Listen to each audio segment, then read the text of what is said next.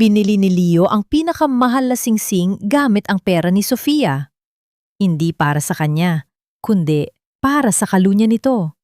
Habang ang asawa ay naghihirap sa pagpapatakbo ng kumpanya, ang lalaking pinagkatiwalaan niya ay tinawag siyang balon ng pera na walang utak.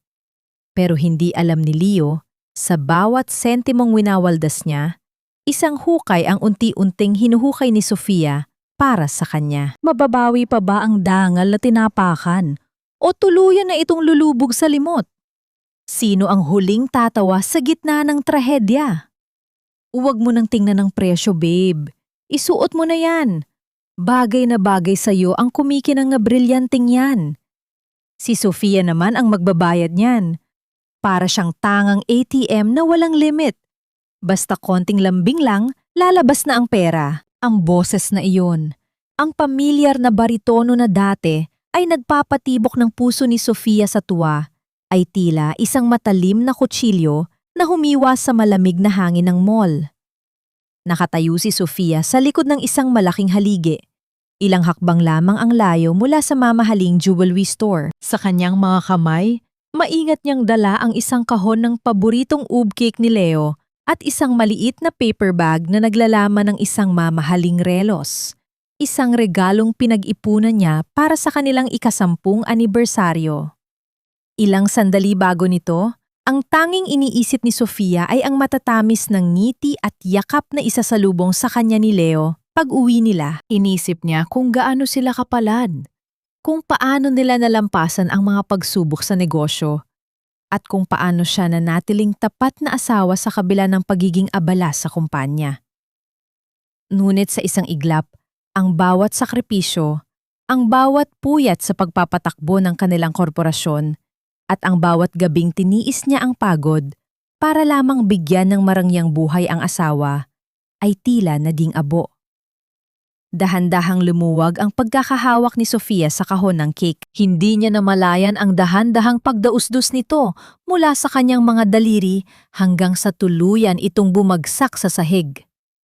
Ang malambot na icing ay kumalat sa makintab na tile, isang makulay na gulo na sumisimbolo sa kanyang nawasak na pangarap. Ngunit wala siyang narinig. Ang tanghing naririnig niya ay ang malakas at masayang tawa ni Celine, ang babaeng mas bata sa kanya. Ang babaeng tila walang pakialam kung may pamilyang sinisira. Nakita ni Sofia kung paano hinaplos ni Celine ang braso ni Leo at kung paano naman ito tinugunan ng lalaki ng isang halik sa noo. Isang halik na dati ay tanging sa kanya lamang ibinibigay. Inabot ni Leo ang itim na credit card sa sales lady. Iyon ang card na nakakabit sa main account ni Sofia, ang perang pinagpaguran niya mula sa mga transaksyon sa mga kliyente, ang perang bunga ng kanyang pawis at puyat para mapanatiling matatag ang pangalan ng kanilang pamilya. Habang hinihintay ang resibo, muling narinig ni Sofia ang boses ni Leo, puno ng kayabangan at kawalang hiyaan. Masyadong seryoso sa buhay si Sofia, babe. Akala niya, sapat na ang pagpapakain niya sa akin ng luhong galing sa tatay niya para manatili ako sa tabi niya. Hindi niya alam, mas kailangan ko ng init kaysa sa ginto niya. Hayaan mo, kapag nakuha ko na ang pirma niya sa bagong proyekto, hindi na natin kailangang magtago. Ang bawat salita ay tila mga karayom na isa-isang itinutusok sa puso ni Sofia. Nanigas ang kanyang buong katawan. Naramdaman niya ang unti-unting panlalamig ng kanyang mga dulo ng daliri at ang pagsikip ng kanyang dibdib na tila ba may isang dambuhalang kamay na pumipiga sa kanyang hininga. Ang paligid na dati ay puno ng kulay at ingay ay biglang naging malabo at madilim. Ang kanyang lalamunan ay tuyot na tuyot at ang bawat lunok ay tila may kasamang bubog na sumusugat sa kanyang lalamunan. Hindi siya sumigaw, hindi siya sumugod. Ang tunay na hapdi ay walang boses. Ito ay isang malalim at madilim na hukay na unti-unting lumalamon sa kanyang pagkatao. Sa loob ng 10 taon, itinuring niya si Leo na kanyang mundo, ang kanyang sandigan ng pumanaw ang kanyang ama. Ngunit ang sandigang iyon ay isa palang anay na dahan-dahang kinakain ang pundasyon ng kanyang buhay. I'm sorry sir, but the cat has been declined. Wika ng sales lady sa isang mahinang boses na puno ng pag-aalinlangan. Napakunot ang noo ni Leo. What? Impossible! Try it again. Baka nagkamali lang ang machine nyo. Maraming laman ang account na yan. Muling sinubukan ng sales lady, ngunit pareho pa rin ang resulta. Sa pagkakataong yon, dahan-dahang humakbang si Sofia palabas mula sa likod ng haligi. Ang bawat yapak niya sa makintab na sahig ay tila isang hatol ng kamatayan para sa katahimikang namamagitan sa kanila. Nang maramdaman ni Leo ang isang presensya sa kanyang likuran, dahan-dahan siyang lumingon. Ang kanyang mukha na kanina lang ay puno ng ngiti at kayabangan ay biglang namutla. Tila ba nakakita siya ng isang multo mula sa kanyang nakaraan? Ang kanyang mga mata ay nanlaki sa gulat at ang card na hawak niya ay muntik ng mahulog sa sahig. Nakatayo si Sofia roon, tuwid ang likod sa kabila ng nadudurog na puso. Walang luha sa kanyang mga mata, tanging isang malamig at walang hanggang kawalan. Tiningnan niya si Leo, pagkatapos ay ang babaeng nakakapit sa braso nito at huli ay ang singsing na nakapatong sa counter. Ang singsing na dapat sana ay simbolo ng pag-ibig, ngunit ngayon ay naging mitsa ng kanilang pagkawasak. Wala nang laman ang card na yan, Leo. Ang tanging lumabas sa mga labi ni Sofia, ang kanyang boses ay mahina, ngunit bawat pantig ay tila may bigat ng 1,000 tonelada. Dahil ang lahat na ibinigay ko sa'yo, ang tiwala, ang pagmamahal at ang karangyaan, ay binawi ko na sa sandaling narinig ko ang unang tawa mo. Nanatiling tahimik si Sofia habang tinititigan ang lalaking inakala niyang kanyang habambuhay. Sa kanyang isipan, isang tanong ang paulit-ulit na umaalingaw-ngaw na tila isang sumpa sa gitna ng katahimikan ng mall. Kung ang ginto ay nasusubok sa apoy, paano naman susubukin ang isang pusong matagal ng pinatigas ng mga kasinungalingan? Huwag mo artehan ang pag-uwi mo, Sofia. Isang maliit na pagkakamali lang ng anak ko, ginagawa mo ng katapusan ng mundo. Magpasalamat ka nga at umuuwi pa rin si Leo sa bahay na ito sa kabila ng pagiging malamig at bugnutin mong asawa. Ang boses ni Doña Aurora ay umalingaw-ngaw sa malawak at maranyang sala ng mansyon, tila isang latigo na humahagupit sa katahimikan ng gabi. Nakaupo ang matanda sa kanyang paboritong sofa, nagawa sa mamahaling pelus, may hawak na tasa ng tsaa, at ang kanyang mukha ay bakas ng mapang-aping awtoridad. Ang mansyong ito, ang bawat gamit na kumikinang sa ilalim ng mga chandelier, ay pundasyon ng pawis at dugo ng ama ni Sofia. Ngunit kung umasta ang kanyang biyenan, ay tila ito ang nagmamay-ari ng bawat hibla ng karangyaang tinatamasa nito. Dahan-dahang pumasok si Sofia sa loob. Ang kanyang mga hakbang ay mabigat at walang buhay. Hindi niya tiningnan ang matanda. Ang kanyang paningin ay nakatitig lamang sa kawalan. Dala-dala pa rin ang imahe ng pagtataksil na nakita niya sa mall. Ang bawat sulok ng bahay na dati ay itinuturing niyang kanlungan ay tila naging isang malawak na kulungan na puno ng mga mapanlinlang na anino. Narinig ko ang nangyari sa mall, Sofia. Napahiya ang anak ko.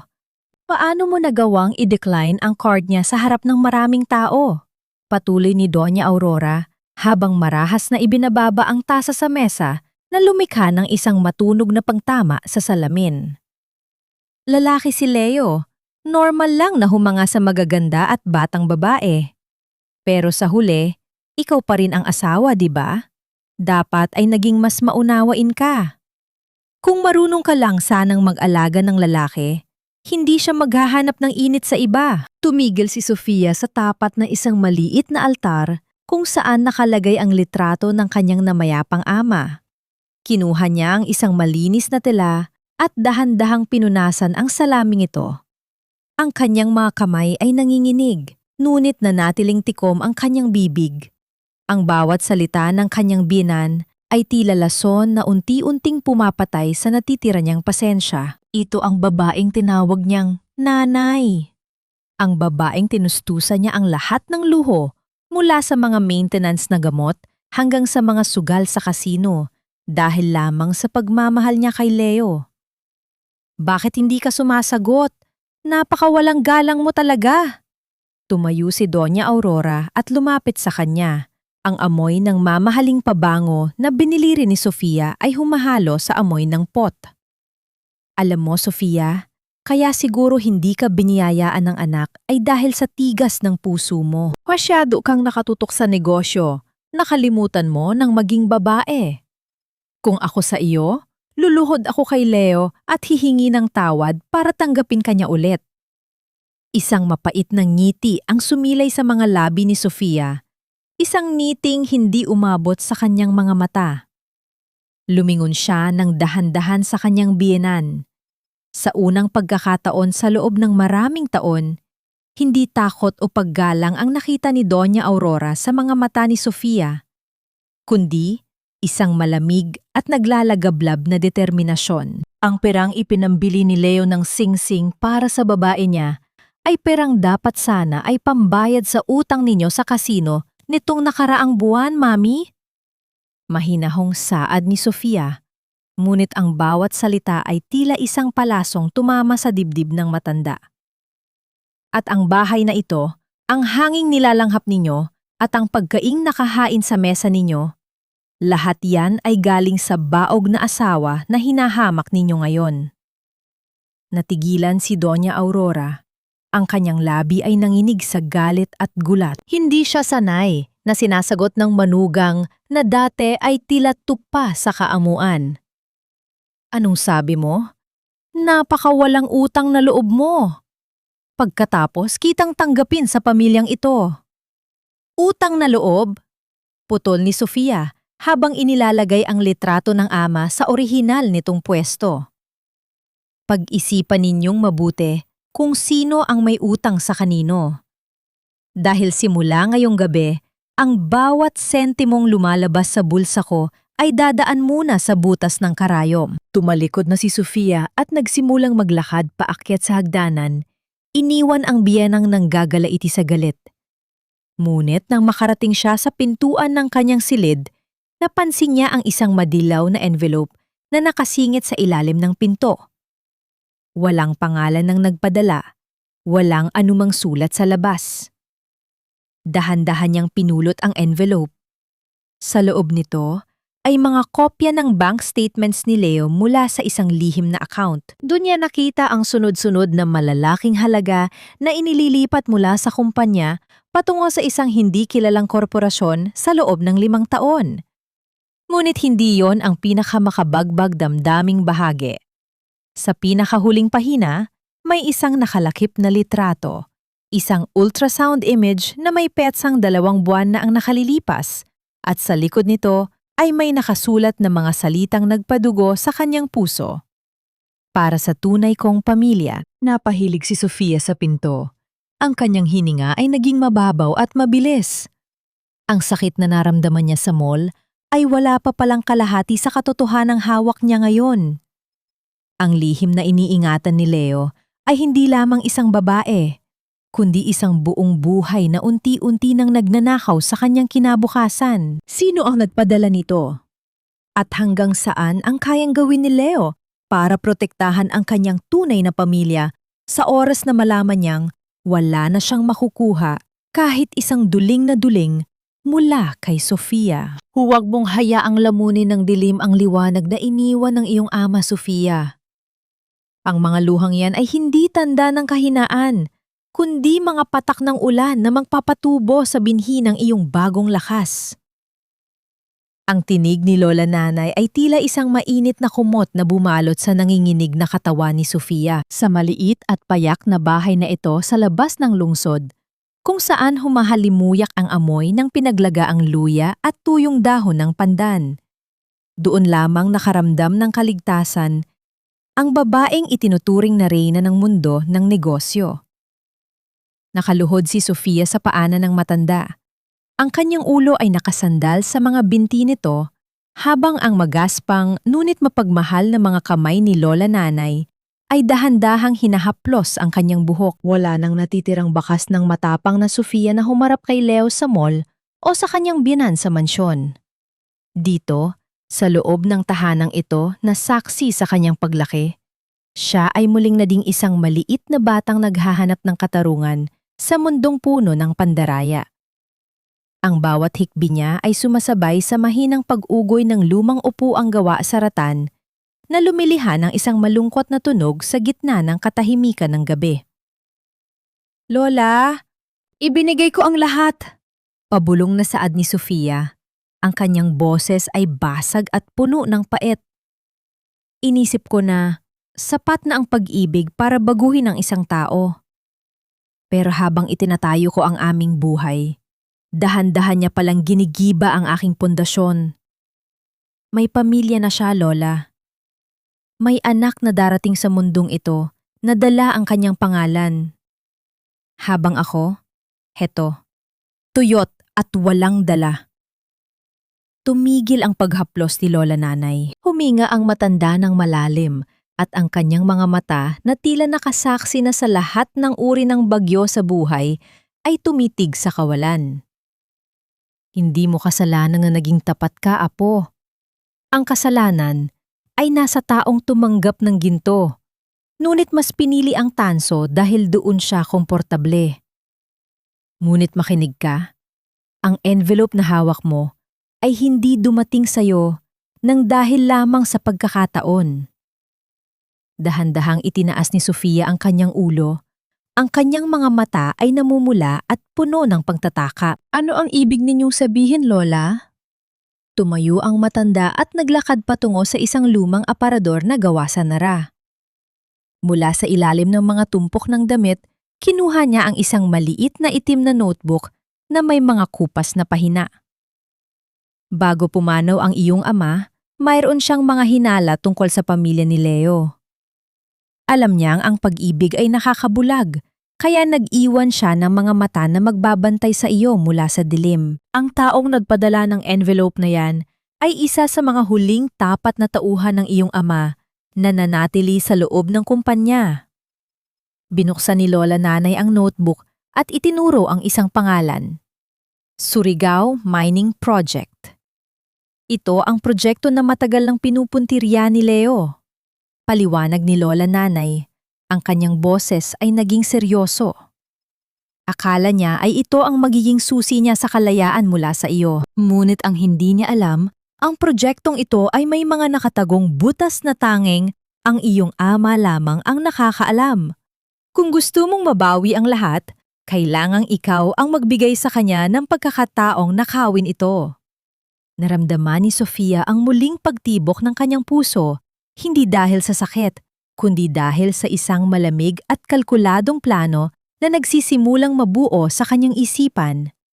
Ang pagtataksil ni Leo ay hindi lamang isang emosyonal na sugat. Ito ay isang deklarasyon ng digmaan. At sa digmaang ito, ang gagamitin niyang sandata ay ang mismong kasakiman ng lalaking kanyang minahal. Gusto niyang mading hari ng hindi nagpapawis? Saad ni Sofia habang pinapahid ang huling bakas ng luha sa kanyang pisingi. Ibibigay ko sa kanya ang korona, pero sisiguraduhin ko na ang bawat brilyante nito ay gawa sa bubog na susugat sa kanya sa bawat paggalaw niya.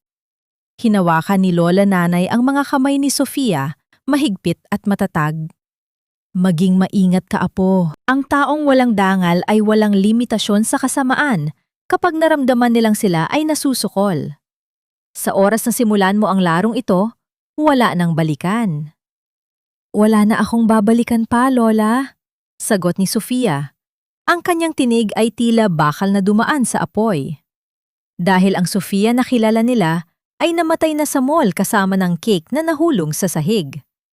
Habang naglalakad si Sofia palabas ng bahay ni Lola Nanay, ang hangin sa labas ay naging mas malamig. Ngunit sa pagkakataong ito, hindi na siya nanginginig. Sumakay siya sa kanyang sasakyan at tiningnan ang kanyang sarili sa salamin. Ang kanyang mga mata ay wala ng bahid ng pag-aalinlangan. Ngunit bago pa man niya ma-start ang makina, Muling nagliwanag ang kanyang telepono. Isang mensahe mula sa isang hindi kilalang numero ang pumasok. Hindi ito litrato o dokumento. Isang maikling pangungusap lamang ito na nagpabilis muli sa kanyang kaba. Nakaalis na ang truck patungong Surigao. Kasama niya ang babae. Mag-ingat ka dahil hindi lang pera ang handa niyang nakawin sa iyo ngayong gabi. Napatingin si Sofia sa madilim na kalsada. Kung nasa biyahe na si Leo, ano ang planong gawin ng asawa niya sa gitna ng kadiliman? At sino ang misteryosong shadow protector na ito na tila mas marami pang alam kaysa sa kanya? Kung hindi mo kayang maging matatag na asawa, Sofia, baka mas mabuting ibigay mo na sa akin ang kontrol ng lahat. Masyado ka nang lunod sa trabaho. Pati ang pag-iisip mo ay nagiging makitid na. Tignan mo ang ginawa mo sa mall. Nagmukha tayong katawa-tawa dahil sa selos mong walang basehan. Ang boses ni Leo ay puno ng pagkairita habang naglalakad siya pabalik-balik sa loob ng silid-aklatan ni Sofia. Wala na ang bakas ng pagkagulat noong nasa mall sila. Pinalitan na ito ng isang mapanuring pag-atake. Alam ni Leo na ang pinakamabisang paraan para mapasunod si Sofia ay ang iparamdam dito na siya ang nagkakamali, na siya ang may pagkukulang. Nakatitig si Sofia sa malaking bintana. Pinapanood ang mga patak ng ulan na dahan-dahang gumagapang sa salamin, na tila mga luhang hindi na magawang lumabas sa kanyang mga mata. Sa harap niya, sa ibabaw ng lamesang gawa sa matigas na kahoy, ay nakalatag ang mga dokumento para sa Surigao Mining Project. Ang bawat pahina ay tila isang bitag na naghihintay lamang ng biktima. Siguro nga ay tama ka, Leo. Mahinang saad ni Sofia. Ang kanyang boses ay tila isang hininga ng hanging malapit ng mawala. Pagod na ako. Pagod na akong makipaglaban sa board members. Pagod na akong intindihin ang lahat. Siguro ay kailangan ko munang magpahinga, malayo sa ingay ng kumpanya. Agad na tumigil si Leo sa kanyang paglalakad. Ang kanyang mga mata ay kumislap sa pag-asa at kasakiman, bagaman pilit niyang pinanatili ang seryosong mukha. Lumapit siya kay Sofia at dahan-dahang ipinatong ang kanyang kamay sa balikat ng asawa. Naramdaman ni Sofia ang bigat ng kamay na iyon.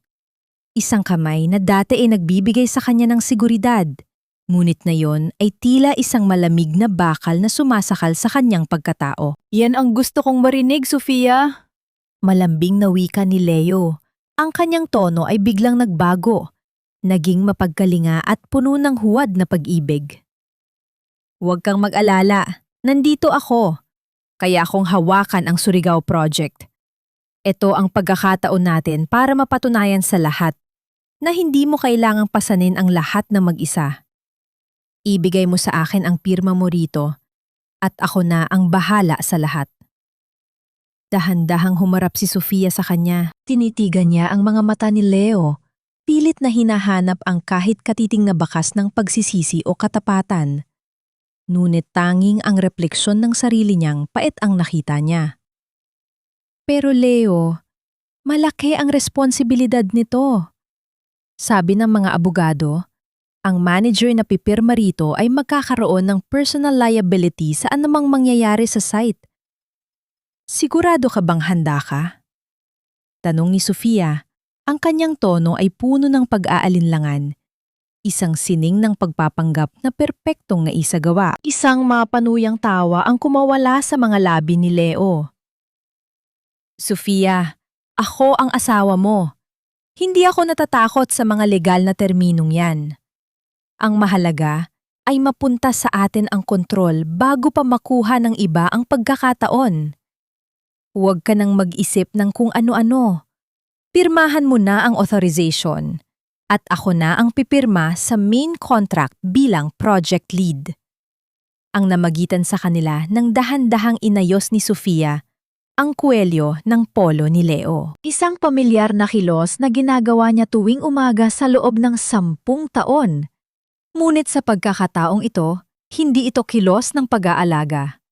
Ito ay isang tahimik na pamamaalam sa huling piraso ng alaala ng lalaking inakala niyang tapat sa kanya. Naramdaman niya ang tibok ng puso ni Leo sa ilalim ng kanyang mga daliri. Mabilis, hindi dahil sa kaba, kundi dahil sa pananabik sa kapangyarihan. Kinuha ni Sofia ang pluma. Ang dulo ng panulat ay dahan-dahang sumayad sa papel, lumilikha ng isang marahang tunog, habang ang tinta ay unti-unting kumakalat sa hibla ng dokumento. Pagkatapos ay iniabot niya ang pluma kay Leo. "Sayo na ang Surigao, Leo. Sayo na ang lahat," bulong ni Sofia. Walang pag-aalinlangan na kinuha ni Leo ang panulat. Sa isang mabilis at agresibong galaw, inilagay niya ang kanyang lagda sa ibabaw ng kanyang pangalan bilang project lead at sole administrator. Hindi niya binasa ang maliliit na letra sa ilalim ng pahina na nagsasaad na sa oras ng anumang kapabayaan o sakuna. Ang lahat ng kanyang ari-arian at kalayaan ay itataya niya bilang garantiya. Pagkatapos pumirma, mabilis na isinara ni Leo ang folder at nagniningning ang mga mata na tumingin kay Sofia. "Magpahinga ka na, Sofia. Ako na ang bahala rito. Huwag mo na akong hintayin mamayang gabi. Kailangan kong i-brief ang team sa Surigao." Ngumiti si Sofia, isang ngiting tila isang malamig na anino. Pinanood niya ang asawa na mabilis na lumabas ng silid, bit-bit ang dokumentong magiging mitsa ng sarili nitong pagbagsak. Nang muling bumalik ang katahimikan sa silid, dahan-dahang kinuha ni Sofia ang kanyang telepono. Isang numero lamang ang kanyang tinawagan. Nakalagda na siya. Maikling saad ni Sofia sa kabilang linya. "Simula na ang susunod na hakbang. Siguraduhin ninyo ang bawat buta sa Surigao ay handa ng gumuho sa sandaling tumapak siya sa site." Ngunit bago pa man makasagot ang nasa kabilang linya, isang malakas na tunog ng pangkidlat ang nagmula sa labas na sinundan ng biglang pagpatay ng lahat ng ilaw sa mansyon. Sa gitna ng kadiliman, narinig ni Sofia ang isang mahinang kaluskos sa likod ng pintuan ng kanyang silid-aklatan. Isang tao ang nakikimig. At sa liwanag ng muling pagkidlat, isang anino ang aninag na nakatayo sa may pintuan. Isang aninong may hawak na matalim na bagay. "Hindi ka ba napapagod, Sofia? Ang ganda-ganda ng paligid, ang sarap ng pagkain, pero ang mukha mo ay tila pasan ang buong daigdig. Masyado mo kasing seryoso ang buhay. Kaya siguro, pati ang asawa mo ay mas ginustong humanap ng ibang mapaglilibangan." Ang boses na iyon, na puno ng tamis ngunit may halong lason, ay nagmula sa isang babaeng biglang umupo sa harap ni Sofia sa isang tahimik at eksklusibong restaurant. Si Celine. Nakasuot ito ng isang pulang bestido na tila humahamon sa bawat paningin. At ang kanyang mukha ay maingat na inayusan ng makapal na kolorete. Ngunit, ang mas kapansin-pansin ay ang kanyang kanang kamay na sadyang ipinatong sa ibabaw ng mesa. Ang kamay na nagtataglay ng luha ng rosas, ang singsing na nagmula sa mall noong araw na yon.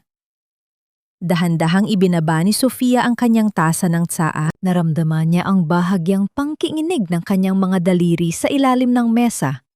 Ngunit pinilit niyang panatilihin ang isang kalmadong anyo. Tinitigan niya si Celine, hindi nang may galit, kundi nang may isang uri ng pagkaawa na, tila ba, tinitingnan niya ang isang batang naglalaro ng apoy nang hindi nalalaman ang panganib nito. "Maliit lang ang mundo, Celine." Mahinahong saad ni Sofia. Ang kanyang boses ay naging isang matatag na agos sa gitna ng mapanuksong tono ng kausap. "Inisip ko kung anong klase ng tapang ang mayroon ka para maupo sa harap ko pagkatapos ng lahat ng ginawa ninyo ni Leo." Isang mapang-uyam na tawa ang kumawala kay Celine. Itinaas niya ang kanyang kamay at pinagmasdan ang kumikinang na brilyante sa ilalim ng liwanag ng chandelier. Tapang? Hindi ito tapang, Sofia. Ito ay pagtatagumpay. Binili ito ni Leo para sa akin dahil sabi niya, ako ang nagbibigay sa kanya ng liwanag na hindi mo naibigay sa loob ng 10 taon. Sabi niya, ikaw ang nakaraan at ako ang kanyang kasalukuyan at hinaharap. Naramdaman ni Sofia ang isang mabilis na pintig sa kanyang sentido. Alam niyang ninakaw ni Leo ang perang pambili ng singsing na iyon mula sa pondo ng kumpanya, isang ebidensyang maingat na niyang naitabi. Ang bawat kislap ng hiyas na iyon ay isang hakbang palapit ni Leo sa bilangguan. Ang ganda ng singsing! Wika ni Sofia habang dahan-dahang tumatayo. Ngunit alam mo ba ang kwento ng luha ng rosas? Sinasabing ang sinumang magsuot nito na hindi sa kanya nararapat ay dadanas ng mga luhang hindi nahihinto sa pag-agos. Bahagyang nagbago ang ekspresyon ni Celine, ngunit bago pa man ito makasagot, ang nangyari. Imbes na sampalin o hiyain ang babae, dahan-dahang lumapit si Sofia sa kanya. Sa isang napakapino at tila mapagmahal na kilos, iniangat ni Sofia ang kanyang kamay at dahan-dahang pinunasan ang isang maliit na bahid ng lipstick na lagpas sa labi ni Celine. Masyado kang nagmamadaling maging reyna, Celine, kaya nakalimutan mong ayusin ang iyong mascara. Bulong ni Sofia sa tenga ng babae. Ingatan mo si Leo. Dahil ang lalaking handang magnakaw para sa iyo ay ang lalaking handa ring magnakaw mula sa iyo kapag wala ka na ring silbi. Nanigas si Celine sa kanyang kinauupuan.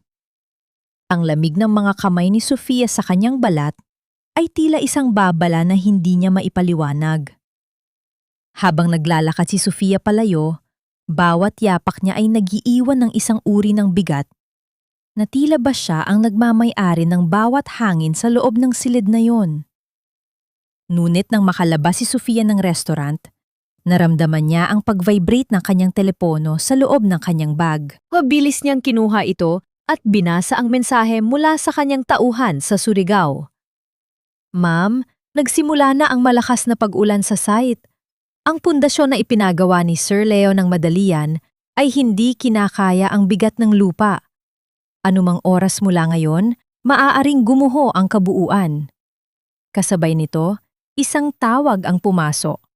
Ang pangalan ni Leo ang lumitaw sa screen. Sa kabilang linya, narinig ni Sofia ang isang kaguluhan, ang ingay ng malalakas na hangin, ang mga sigaw ng mga taong nagtatakbuhan at ang boses ni Leo na puno ng takot at desperasyon. Sofia!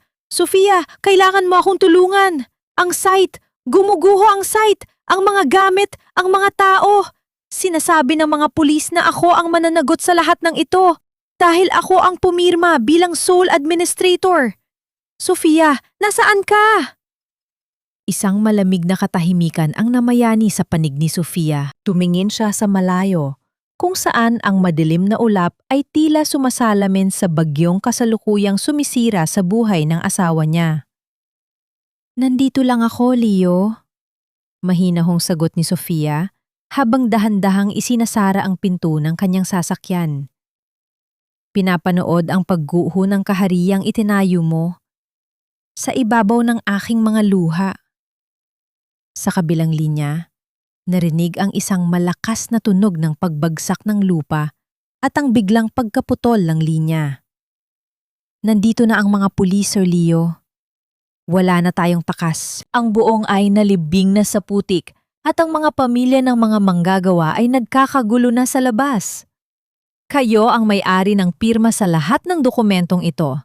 Kayo ang kailangang humarap sa kanila. Ang boses ng kanyang chief engineer ay tila isang malabong bulong sa gitna ng malakas na dagundong ng ulan sa bubong ng makeshift office sa Surigao. Nakaupo si Leo sa harap ng kanyang mesa. Ang kanyang mga kamay ay nanginginig habang hawak ang isang baso ng mamahaling alak na balak. Sana niyang inumin para ipagdiwang ang kanyang tagumpay. Sa labas, ang dilim ng gabi ay nilalamon ng tila walang katapusang agos ng putik at baha na sumisira sa bilyon-bilyong pisong halaga ng kagamitan. Dahan-dahang tumayo si Leo.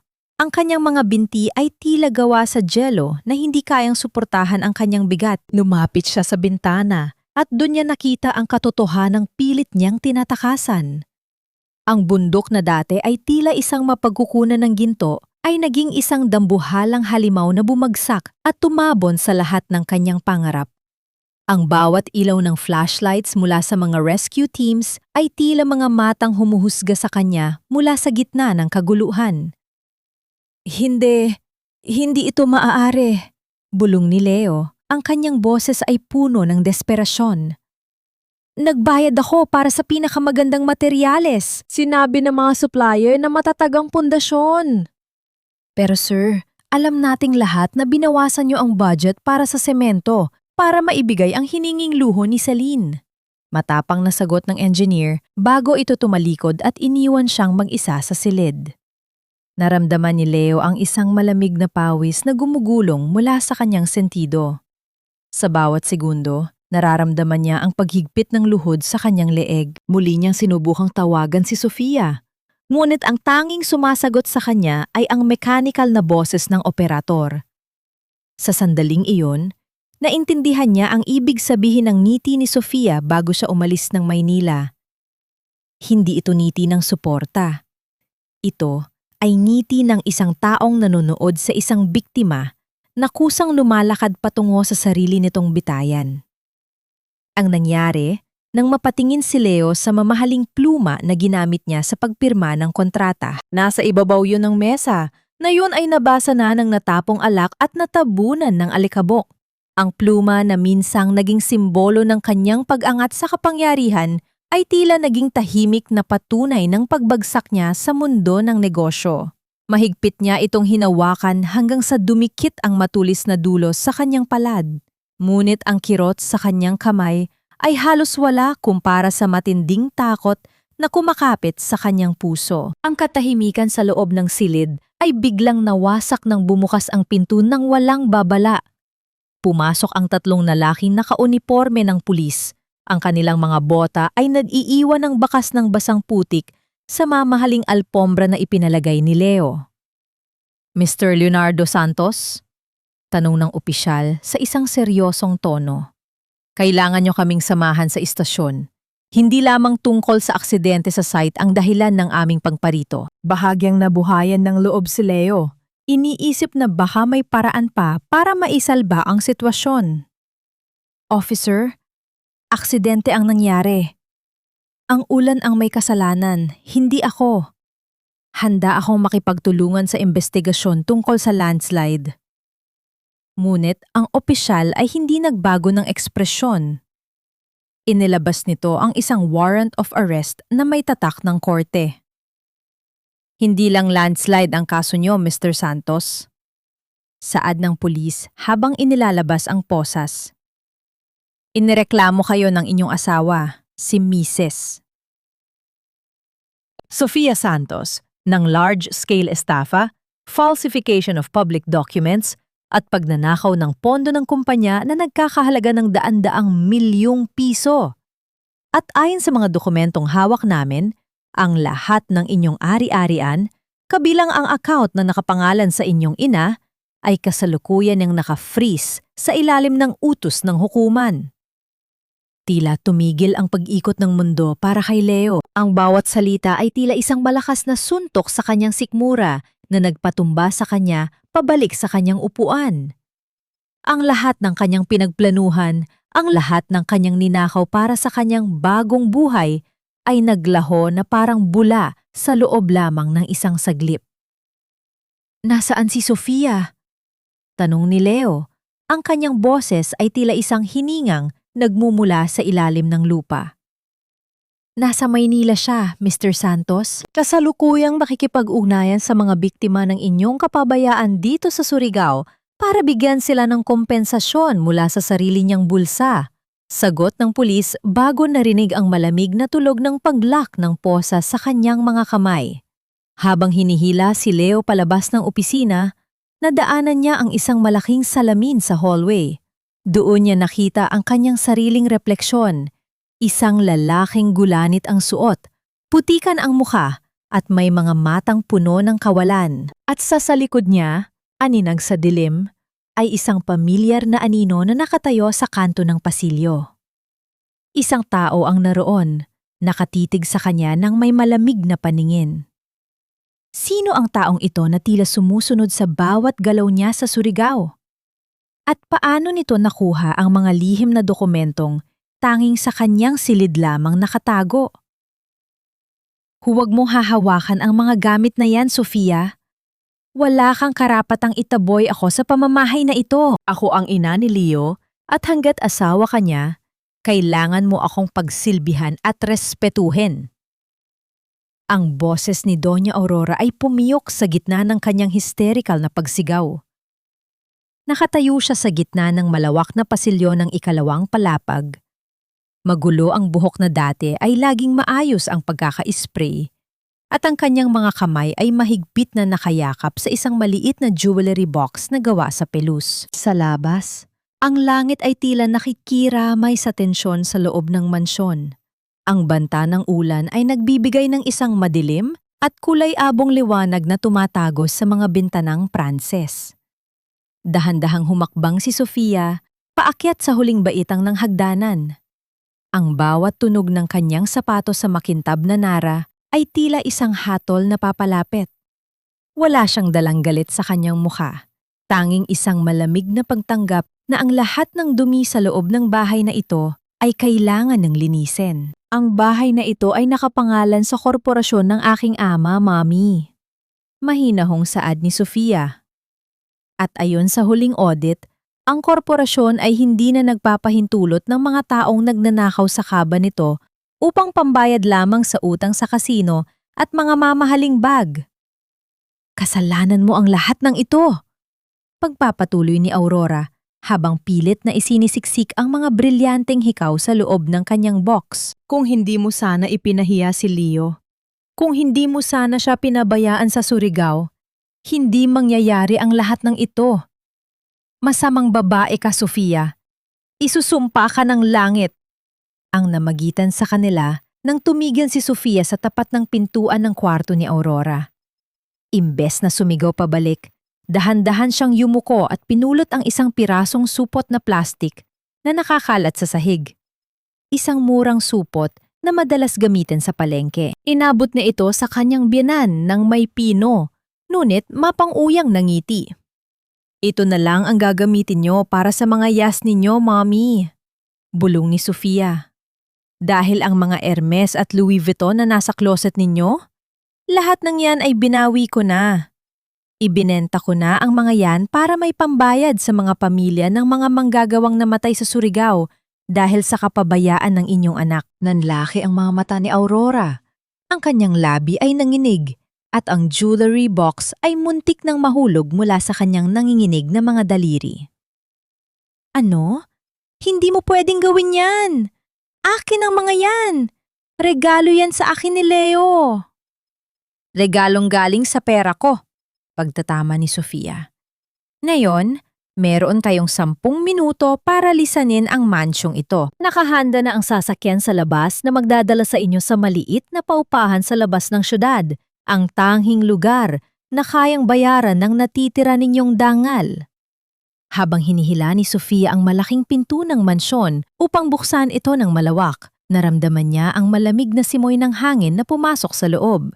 Kasabay nito ang pagdating ng mga tauhan ni Sofia na dahan-dahang inilalabas ang mga gamit na hindi na kailangan sa loob ng bahay. Bawat hakbang ni Aurora pababa ng hagdan ay tila isang pagbagsak mula sa langit na kanyang kinagisnan.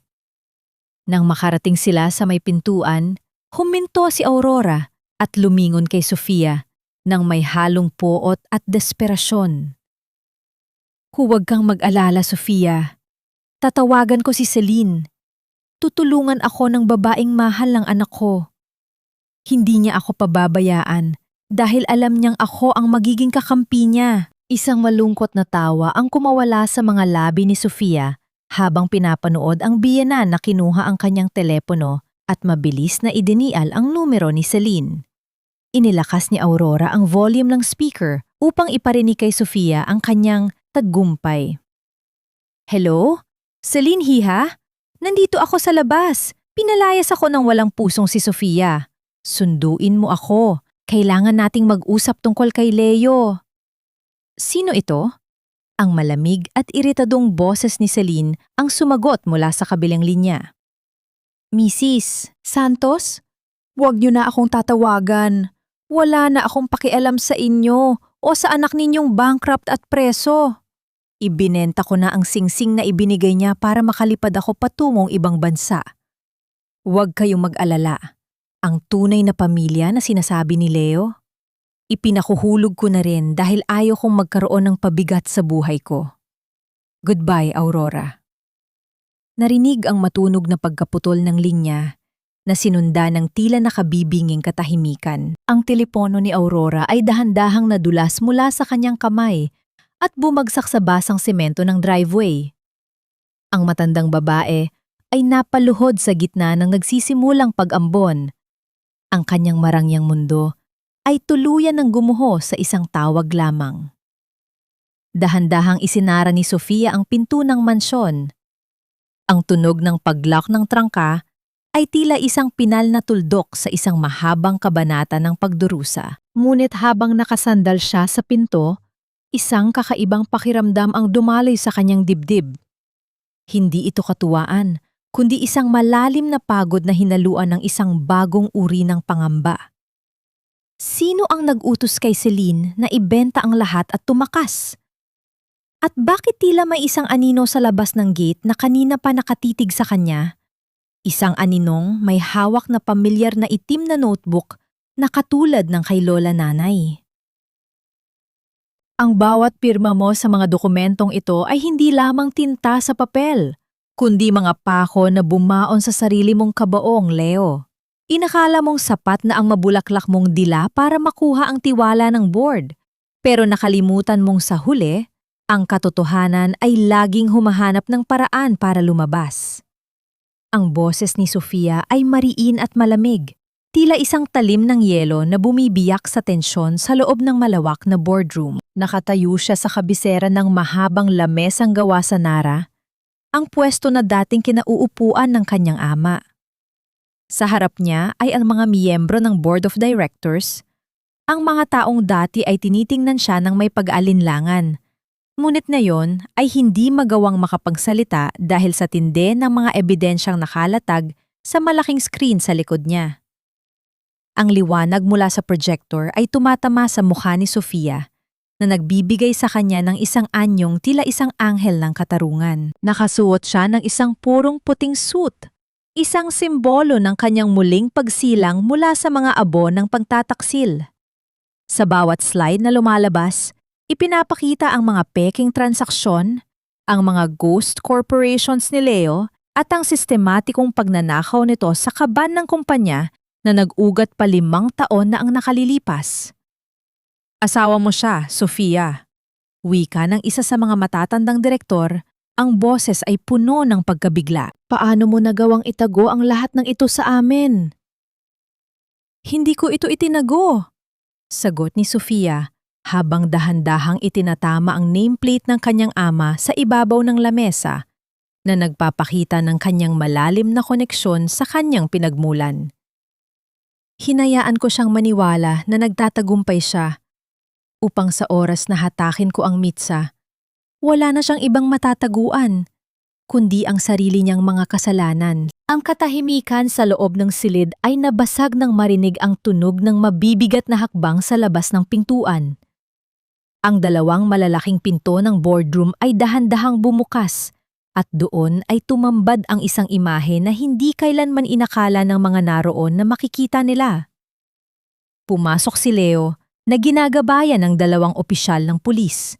Wala na ang kanyang mamahaling suit, wala na ang kanyang maayos na buhok at ang kanyang nakakalunod na bango. Ngayon, siya ay gulanit. Ang kanyang polo ay may mga mansa ng tuyong putik mula sa Surigao at ang kanyang mga mata ay lubog at puno ng takot. Ang bawat hakbang niya ay may kasamang tunog ng kadena sa kanyang mga kamay.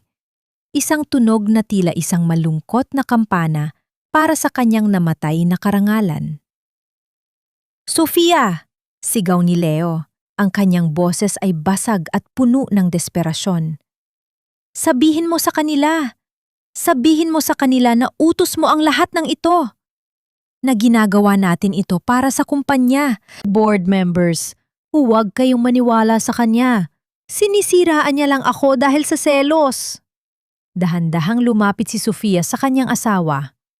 Huminto siya ilang pulgada ang layo mula sa kinalalagyan ni Leo. Naramdaman ni Leo ang lamig na nagmumula sa kanyang asawa. Isang lamig na hindi niya kailanman naramdaman noon. Sa malapit, nakita ni Sofia ang pang-ing-inig ng mga labi ni Leo.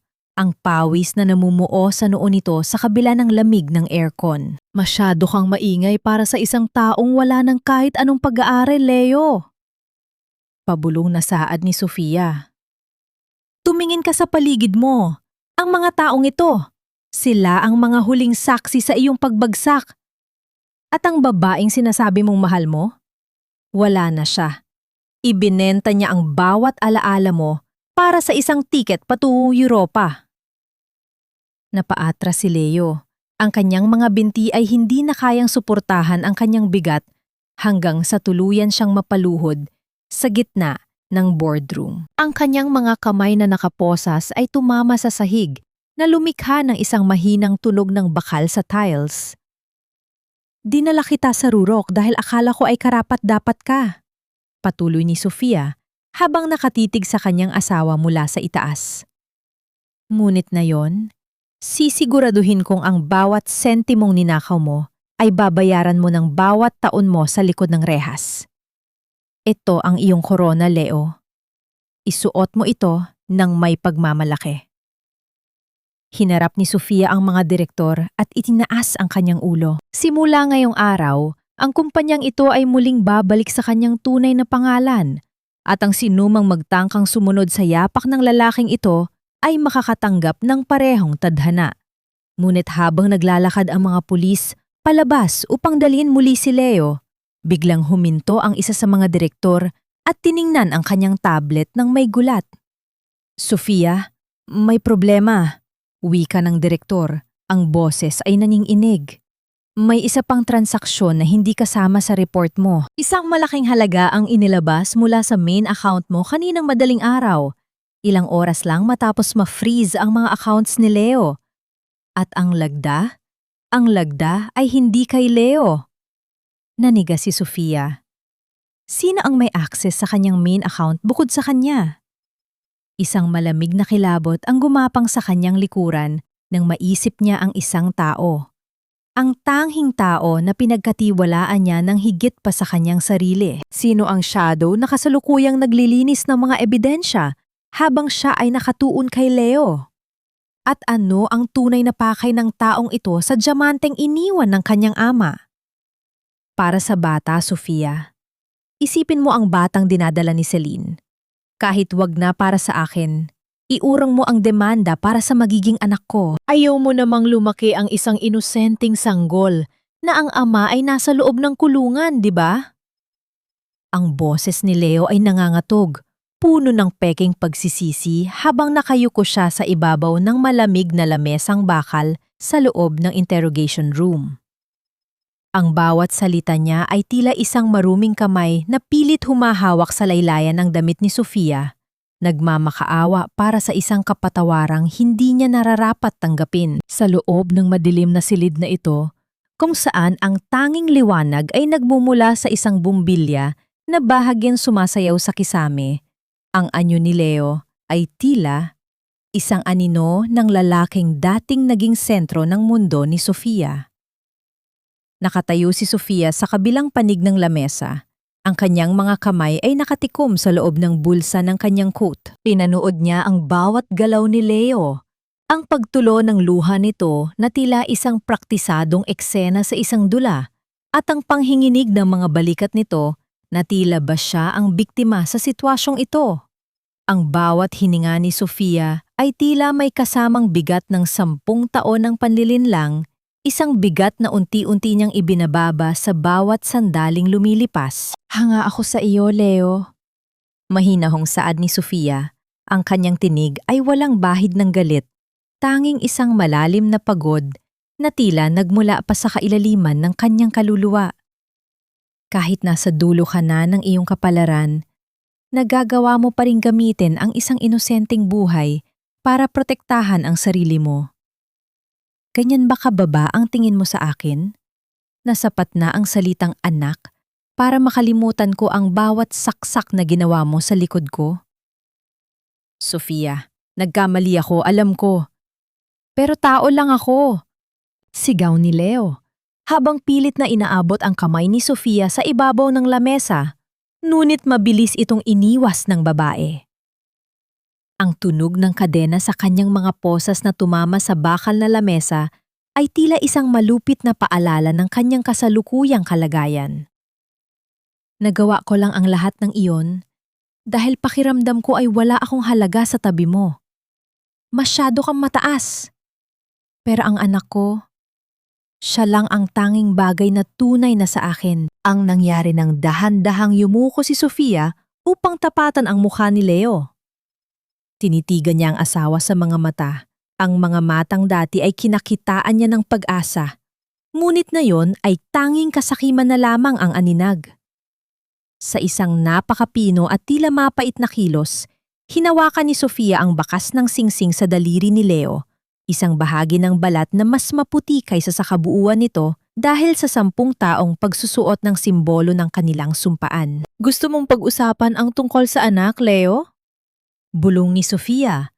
Ang bawat salita ay tila isang malamig na hangin na nagpapatigil sa tibok ng puso ni Leo.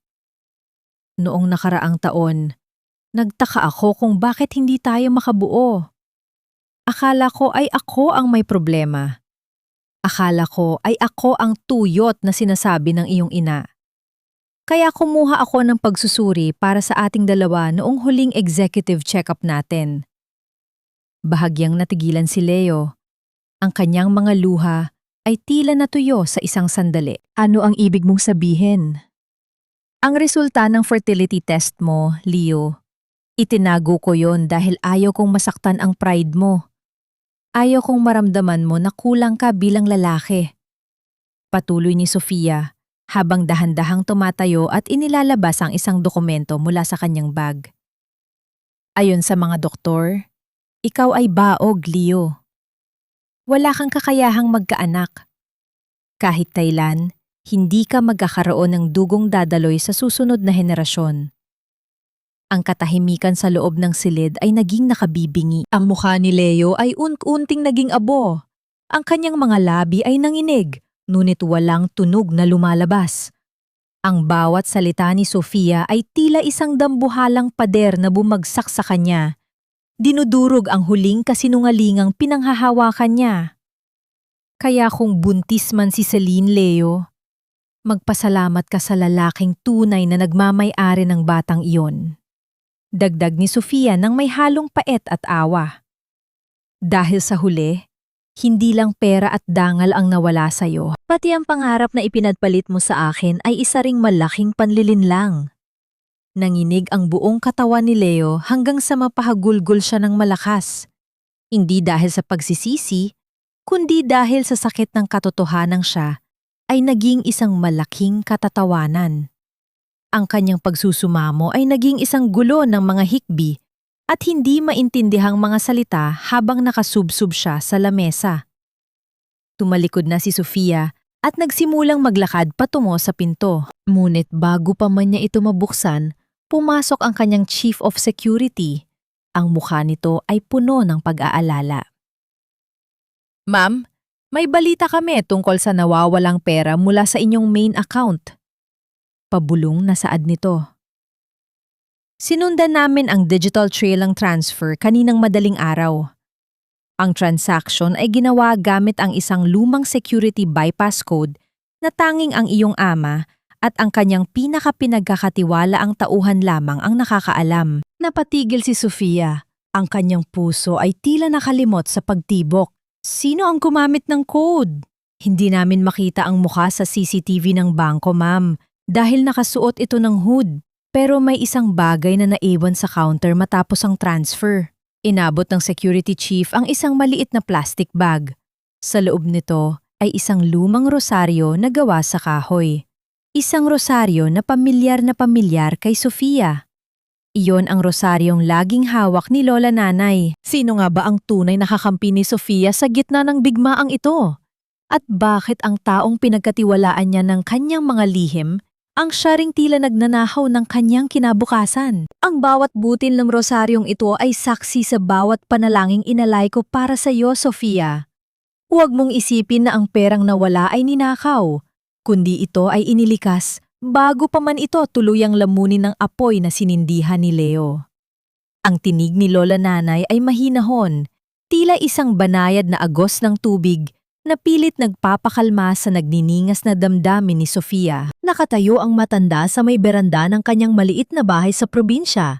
Ang mga mata ay nakatingin sa malawak na palayan na dahan-dahang hinahalikan ng dapit hapon. Ang amoy ng basang lupa at sampagwita ay humahalo sa malamig na hangin, isang bango na dati ay nagbibigay ng kapayapaan kay Sofia, ngunit ngayon ay tila nagdadala ng isang mabigat na palaisipan. Nakaluhod si Sofia sa harap ng matanda. Ang kanyang mga kamay ay mahigpit na nakahawak sa plastik na naglalaman ng kahoy na rosaryo. Naramdaman niya ang bawat ukit ng butil nito sa kanyang palad. Isang pamilyar na tekstura na nagpapaalala sa kanya ng mga gabing tinuturuan siya ni Lola Nanay na magdasal noong siya ay bata pa. Ang katahimikan sa pagitan nila ay nababalot ng tunog ng marahang paghampas ng hangin sa mga dahon ng kawayan sa paligid. Bakit, Lola? Pabulong na tanong ni Sofia. Ang kanyang boses ay puno ng pagkalito at takot na baka ang huling taong pinagkakatiwalaan niya ay nagtaksil din sa kanya. Bakit kailangang ilihim sa akin ang paglipat ng pera? Akala ko ay ako na ang may hawak ng lahat. Akala ko ay tapos na ang lahat ng lihim. Dahan-dahang humarap si Lola Nanay kay Sofia, hinawakan niya ang magkabilang pisingi ng kanyang alaga. Ang kanyang mga palad ay magaspang, dala ang marka ng mga taon ng pagsisilbi at pag-aalaga. Ngunit ang init na nagmumula rito ay tila isang gamot na dahan-dahang nagpapahilom sa mga sugat sa puso ni Sofia. Sofia, ang iyong ama ay isang matalinong tao. Paliwanag ni Lola Nanay. Alam niya na sa oras na bumagsak si Leo, ang lahat ng account na nakakabit sa kanya, kabilang ang sayo, ay maaaring ma-freeze o makuha ng gobyerno bilang bahagi ng investigasyon sa Surigao. Ang perang inilipat ko ay ang pondo para sa mga pensyon ng mga dating tauhan ng iyong ama at ang pondong gagamitin mo para itayo muli ang kumpanya nang walang kahit anong bahid ng dumi ni Leo. Inabot ni Lola Nanay ang isang liham na itinago niya sa loob ng kanyang lumang saya. Ang papel ay madilaw na at may mga mansa ng panahon. Ngunit ang sulat kamay sa itaas nito ay agad na nakilala ni Sofia. Iyon ang sulat ng kanyang ama. Ipinagkatiwala sa akin ng iyong ama ang bypass code na iyon para sa isang layunin. Upang maging huling lifeboat mo sa oras ng sakuna. Patuloy ng matanda habang dahan-dahang pinapahid ang luha sa mga mata ni Sofia. Hindi ko yun ninakaw, anak. Inilagay ko yon sa isang trust fund na nakapangalan sa mga biktima ng landslide sa Surigao at sa isang bagong korporasyon na ikaw ang tanging may-ari. Malinis ka na, Sofia. Wala ka ng utang sa kahit kanino at wala nang makakakuha ng diamanteng iniwan ng iyong ama. Naramdaman ni Sofia ang isang malaking pasanin na tila nawala sa kanyang mga balikat. Ang bawat hikbi niya sa pagkakataong ito ay hindi na dahil sa sakit ng pagtataksil, kundi dahil sa labis na pasasalamat. Ang kanyang ama, sa kabila ng pagpanaw nito, ay patuloy pa ring nagbabantay at nagpuprotekta sa kanya sa pamamagitan ni Lola Nanay. Salamat, Lola, at patawad kung pinagdudahan ko kayo. Bulong ni Sofia habang isinasandal ang kanyang noo sa mga kamay ng matanda. Bahagi iyan ng paggaling, Sofia. Sagot ni Lola Nanay. Ang matutong mantiwala muli pagkatapos madurog ay ang pinakamahirap na bahagi ng paglalakbay. Ngayon, ang kailangan mo na lamang gawin ay ang tuluyang bumitaw sa nakaraan. Sa loob ng ilang sandali, nanatili silang ganoon. Dalawang babaeng pinagtibay ng mga pagsubok nakatayo sa gitna ng katahimikan ng kalikasan. Ngunit habang lumulubog ang araw, isang sasakyan ang dahan-dahang huminto sa tapat ng gate ng bahay ni Lola Nanay. Isang lalaki ang bumaba mula sa sasakyan. Hindi ito si Leo at hindi rin ito isa sa mga tauhan ni Sofia. Nakasuot siya ng simpleng maong at puting t-shirt at may dalang isang maliit na bouquet ng mga bulaklak ng kape. Ma'am Sofia? Tawag ng lalaki. Ang kanyang boses ay pamilyar. Ito ang boses ng Shadow Protector na nagpapadala ng mga mensahe sa kanya. Tapos na ang bagyo sa Surigao. Nandito ako para ibigay ang mga huling dokumentong kailangan nyo para sa tuluyang paglaya ni Leo mula sa kumpanya. Tumingin si Sofia sa lalaki at sa unang pagkakataon sa loob ng maraming taon, naramdaman niya ang isang kakaibang pintig sa kanyang puso. Isang pintig na hindi dala ng takot, kundi ng isang bagong pag-asa. Sino ang lalaking ito na naging anino niya sa gitna ng kadiliman? At handa na nga ba si Sofia na buksan ang kanyang puso sa isang bagong kabanata matapos ang mapait na wakas ng kanyang nakaraan? Dati ay sutla ang bumabalot sa aking katawan. Pero ngayon ay magaspang na tela na may kulay ng dapit hapon ang tanging suot ko. Nakakatawa, dahil ang kulay na ito na dati ay kinatatakutan ko, ngayon ay naging markana ng aking pagkatao. Ang boses ni Leo ay tila isang mahinang bulong na nanggagaling sa kailaliman ng isang tuyong balon. Nakaupo siya sa gilid ng isang manipis na kutson sa loob ng selda. Ang kanyang mga siko ay nakapatong sa kanyang mga tuhod at ang kanyang mga kamay ay nakasabunot sa kanyang magulong buhok. Ang amoy ng klorina at lumang bakal ay humahalo sa maalinsangang hangin ng bilangguan, isang kapaligirang malayo sa bango ng mga mamahaling pabango at air-conditioned na silid na kanyang nakasanayan sa mansyon ni Sofia. Sa harap niya, sa ibabaw ng isang plastik na tray, ay ang kanyang hapunan.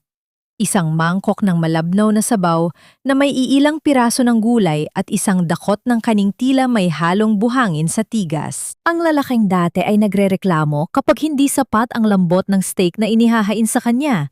Ngayon ay pilit na nilulunok ang bawat butil ng kanin na tila ba may halong bubog sa kanyang lalamunan. Ang bawat nguya ay may kasamang pait, hindi lamang dahil sa pagkain, kundi dahil sa katotohanan ito na ang magiging buhay niya sa loob ng susunod na 20 taon. Ang nangyari nang mapatingin si Leo sa pader ng selda kung saan may nakaukit na mga pangalan ng mga naunang bilanggo. Doon niya naalala ang luha ng rosas, ang singsing na inakala niyang magbibigay sa kanya ng bagong buhay kasama si Celine. Ngayon, napagtanto niya na ang kislap ng brilyanteng iyon ay tila mga mata ng isang demonyong tumatawa sa kanyang kamangmangan. Nawala ang lahat.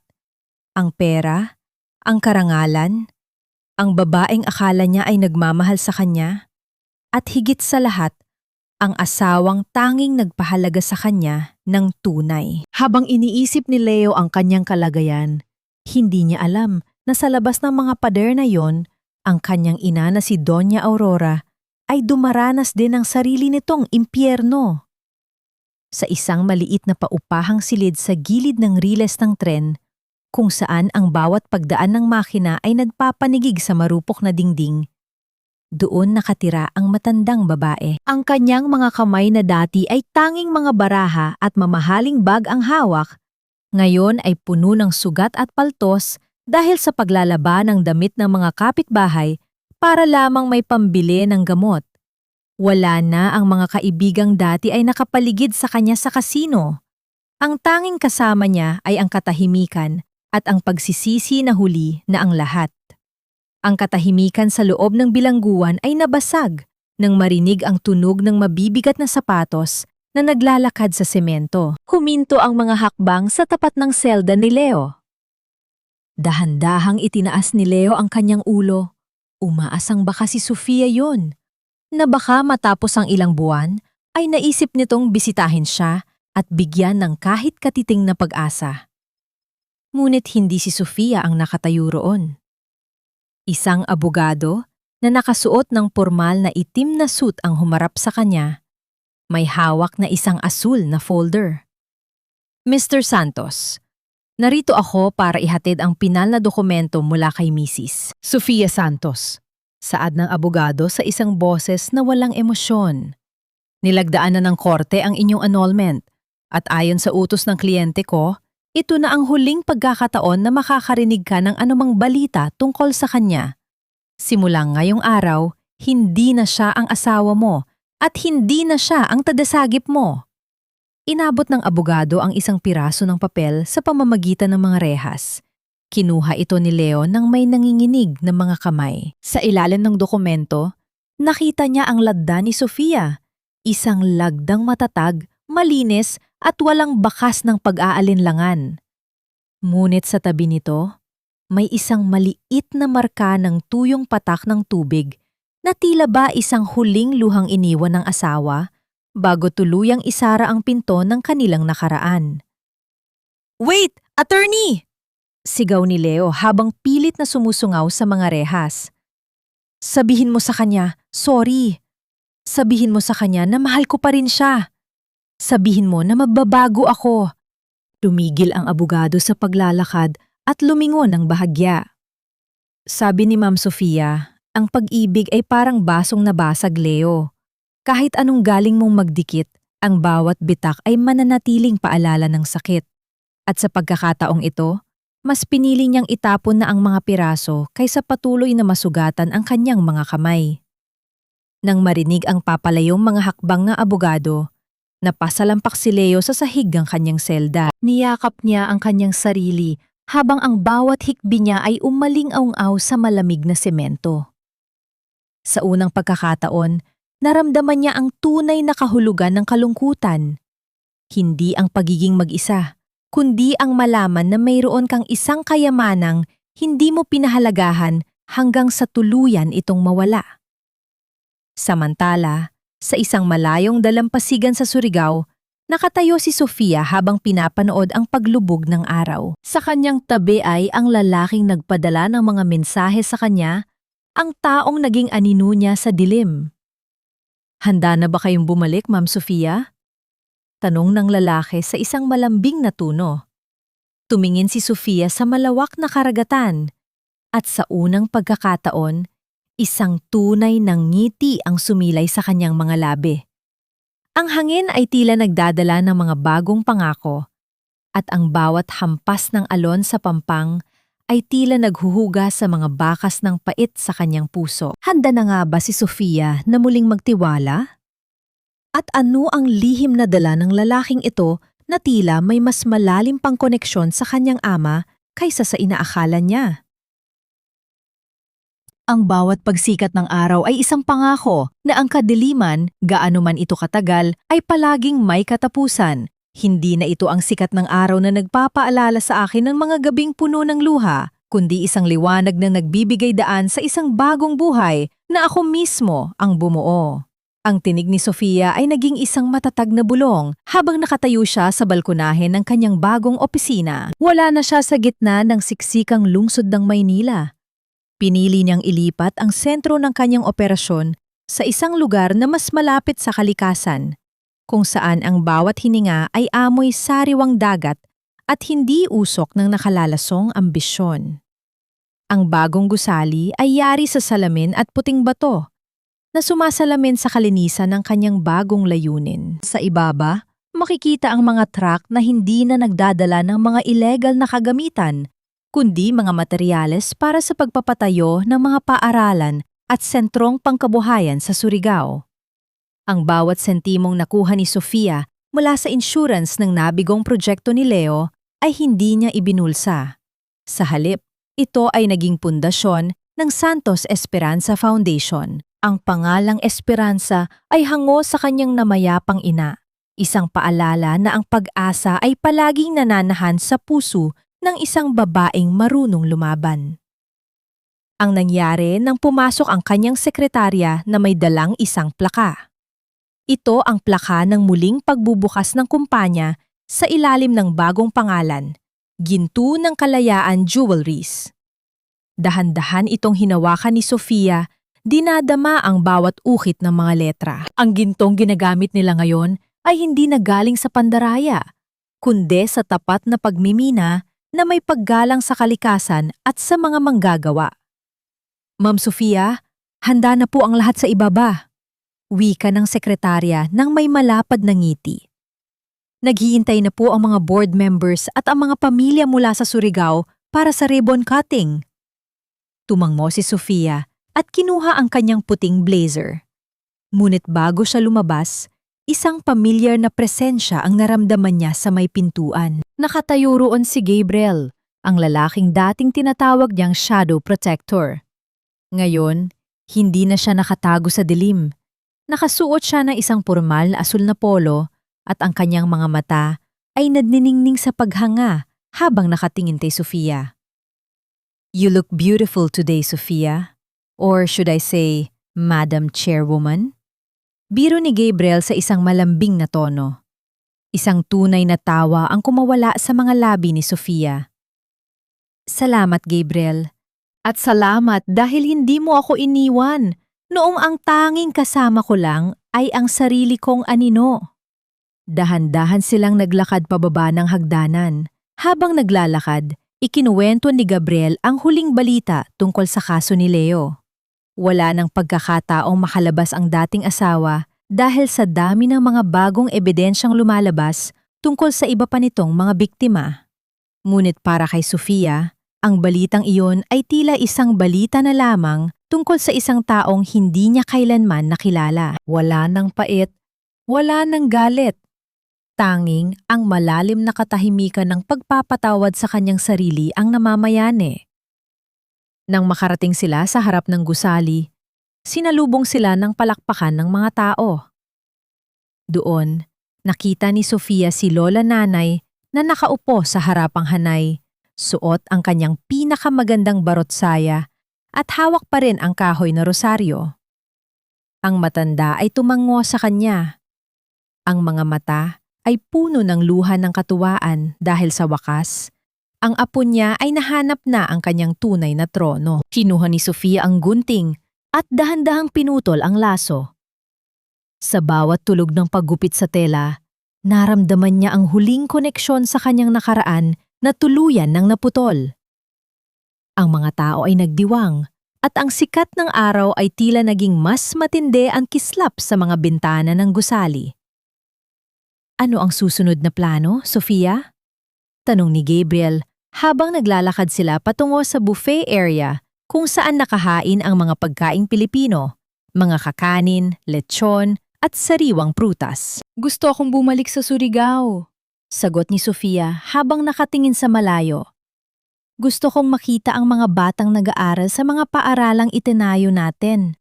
Gusto kong makita ang mga bundok na muling nagiging luntian." Ngunit habang nag-uusap sila, isang batang lalaki ang lumapit kay Sofia at nag-abot ng isang maliit na sobre. "Para sa inyo po, ma'am. May nagpapabigay po sa labas." Binuksan ni Sofia ang sobre nang may pagtataka. Sa loob nito ay walang sulat, tanging isang maliit na piraso ng tuyong dahon ng nara at isang pamilyar na susi, ang susi ng lumang silid aklatan ng kanyang ama. Sa likod ng susi, may nakaukit na bagong petsa at isang lokasyon sa Surigao na hindi pa niya napupuntahan. Napatigil si Sofia. Sino ang may hawak ng susing ito? At ano ang lihim na iniwan ng kanyang ama na tila ngayon pa lamang magsisimulang magbukas? Tumingin si Sofia kay Gabriel at nakita niya ang isang misteryosong ngiti sa mga labi ng lalaki. Sa sandaling yon, naintindihan ni Sofia na ang kanyang bagong simula ay simula pa lamang ng isang mas malalim na paglalakbay. Ang araw ay patuloy sa kanyang pag-akyat sa kalangitan na nagbibigay ng liwanag sa lahat ng sulok ng kanyang bagong mundo. Wala nang takot, wala nang pag-aalinlangan. Dahil alam na ni Sofia na kahit anong bagyo ang dumating, siya ay may sapat na lakas upang maging sarili niyang liwanag. Ang bawat pilat sa aking puso ay hindi na marka ng sakit, kundi mga guhit ng isang mapait na nakaraan na nanturo sa akin kung paano pahalagahan ang tunay na ningning ng buhay. Ang tunay na yaman ay hindi nasusukat sa bigat ng gintong iyong suot, kundi sa gaan ng iyong loob sa tuwing titingin ka sa salamin ng may danggal. Ang mga salitang ito ay dahan-dahang binitawan ni Sofia habang nakatayo siya sa tuktok ng isang luntiang burol sa Surigao. Sa ibaba, ang lugar na dati ay baon sa putik at luha dahil sa kapabayaan ni Leo ay isa na ngayong masiglang komunidad. Ang mga bagong itinayong bahay ay may mga kulay na tila bahaghari sa gitna ng luntiang kagubatan at ang tunog ng mga tawanan ng mga bata sa kalapit na paaralan ay tila isang banal na himig na nagpapatahimik sa anumang ingay ng nakaraan. Sa kanyang kanang kamay, hawak ni Sofia ang lumang susi na ibinigay sa kanya. Natuklasan niya na ang susing iyon ay hindi nagbubukas ng isang tagong vault ng pera, kundi isang lihim na hardin na itinanim ng kanyang ama para sa kanyang ina. Isang lugar na puno ng mga paboritong bulaklak nito na inalagaan ni Lola Nanay at Gabriel sa loob ng maraming taon. Doon, sa gitna ng mga halimuyak ng kalikasan, nahanap ni Sofia ang huling piraso ng kanyang kapayapaan. Naramdaman ni Sofia ang isang mainit na palad na dahan-dahang humawak sa kanyang kamay. Hindi niya kailangang lumingon para malaman kung sino ito. Ang haplos ni Gabriel ay laging tila isang pangako ng seguridad at respeto, isang pakiramdam na hindi niya kailanman naramdaman sa piling ni Leo. Sa isang napaka-romantiko at pino na kilos, isinandal ni Sofia ang kanyang ulo sa balikat ng lalaki. Pinapanood ang dahan-dahang paglubog ng araw na nagbibigay ng kulay ginto sa malawak na karagatan. Napatawad mo na ba siya, Sofia? Mahinahong tanong ni Gabriel. Ang kanyang boses ay tila isang banayad na hangin na humahalik sa kanyang pandinig. Huminga si Sofia ng malalim. Dinadama ang sariwang hangin na pumupuno sa kanyang mga baga. Ang pagpapatawad ay hindi nangangahulugang kailangan kong kalimutan ang ginawa niya, Gabriel. Napatawad ko na siya sa paraang hindi ko nahahayaang ang alaala niya ang magdikta ng aking kaligayahan. Ang galit ay isang mabigat na kadena at matagal ko na itong kinalas sa aking mga paa. Masaya na ako sa katahimikang tinatamasa niya sa loob ng kanyang selda dahil doon ay magkakaroon siya ng sapat na panahon para makaharap ang sarili niyang konsensya. Ang namagitan sa kanila nang kumuha si Gabriel ng isang simpleng kwintas mula sa kanyang bulsa. Hindi ito gawa sa mamahaling ginto, kundi isang pino at matibay na leon na nililok mula sa matigas na kahoy ng nara, ang punong itinanim ng ama ni Sofia sa kanilang lihim na harden. Isinuot ni Gabriel ang kwintas sa leeg ni Sofia at ang bawat haplos ng kanyang mga daliri sa balat ng babae ay tila isang tahimik na sumpaan ng katapatan at paggalang na hindi na kailangan ng anumang marangyang seremonya. Ang nara ay sumisimbolo sa tatag Sofia, bulong ni Gabriel habang tinititigan ang mga mata ng babaeng kanyang lihim na pinrotektahan sa loob ng maraming taon.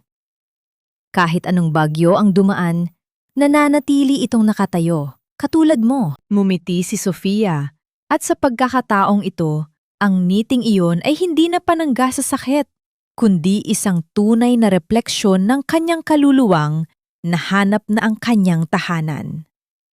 Naramdaman niya ang init ng sikat ng araw sa kanyang mukha, isang liwanag na tila nagpapahiwatig na ang bawat butil ng luha na pumatak noon ay naging pataba sa lupang kanyang kinatatayuan ngayon. Nahanap na ba ni Sofia ang kapayapaan?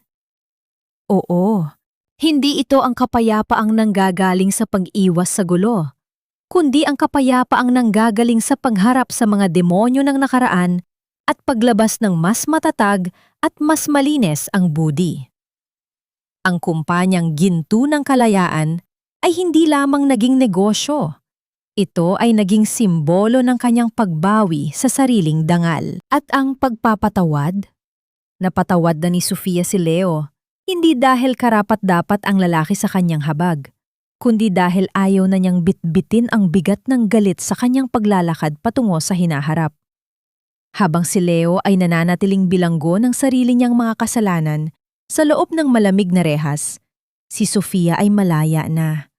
Malaya sa takot, malaya sa pagdududa, at malaya sa anino ng isang maling pag-ibig. Si Doña Aurora naman ay naiwang mang-isa sa gitna ng kanyang kahirapan, Isang matalim na paalala na ang kayamanang galing sa panlilinlang ay tila buhangin na madaling tinatangay ng agos ng tadhana. Ang huling aral na iniwan ni Sofia sa bawat taong nakasaksi sa kanyang paglalakbay ay simple, ngunit malalim. Ang tunay na ningning ng isang tao ay hindi nakikita sa mga alahas na suot niya sa labas, kundi sa apoy ng katapatan at tapang na nagmumula sa loob. Ang ginto ay nasusubok sa apoy, ngunit ang puso ng isang babae ay nasusubok sa bawat pagtataksil na kanyang nalalagpasan upang mahanap ang tunay na sarili. Habang dahan-dahang lumulubog ang araw sa abot tanaw ng Surigao, ang anino ni Sofia at Gabriel ay naging isa sa ibabaw ng luntiang burol. Ang bagyo ay tapos na, ang putik ay natuyo na, at sa ilalim ng bagong kalanghitan, ang reyna ay muli nang nakatayo sa kanyang tunay na kaharian. Isang kahariang itinayo sa ibabaw ng katotohanan, pag-asa, at isang pag-ibig na marunong maghintay. Wala nang bakas ng pait. Wala nang tunog ng pagguho. Tanging ang mahinang awit ng hangin at ang tibok ng isang pusong malaya na ang naririnig sa buong paligid.